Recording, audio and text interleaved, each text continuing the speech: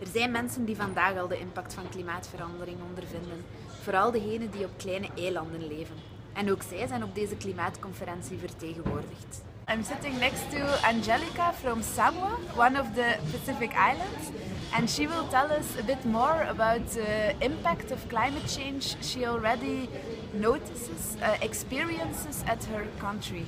Hello, Angelica, thank you very much. Thank you for having me. So I come from the Pacific region, and we're made up of many islands, and my country, for instance, has more than 9 islands. 2 of them are the main big ones, but we're lucky to be volcanic islands, which means that we're mountainous. We feel the impacts more severely in terms of natural disasters.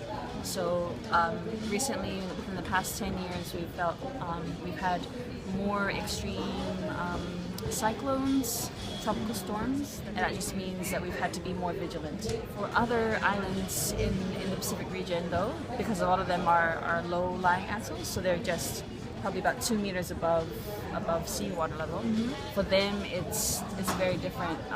They face greater challenges than just cyclones, than just severe storms. For them, the threat now is sea level rise, and that's obviously they have to think about relocation. Fiji yesterday launched their national relocation guidelines. Mm-hmm. And that is the first in our region, actually. And they've actually done a really good job with the relocation guidelines. Okay. And the sea level rise, it's something they already experience now? Oh, yes.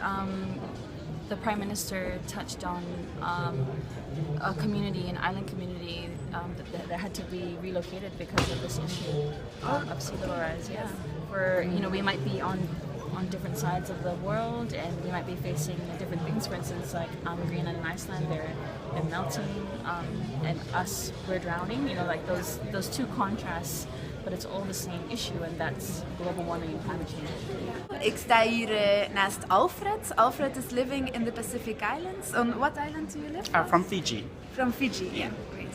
So, Alfred, do you already experience the impact of climate change in your country?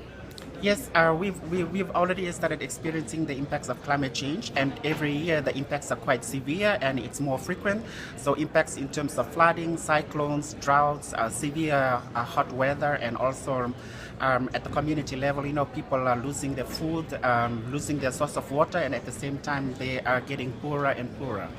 And do you hope that this conference can change something about this? This conference has the potential to change the direction in which we're heading to. And what do you think that countries, like I'm from Belgium, what do you think that countries in Europe should do to help your country?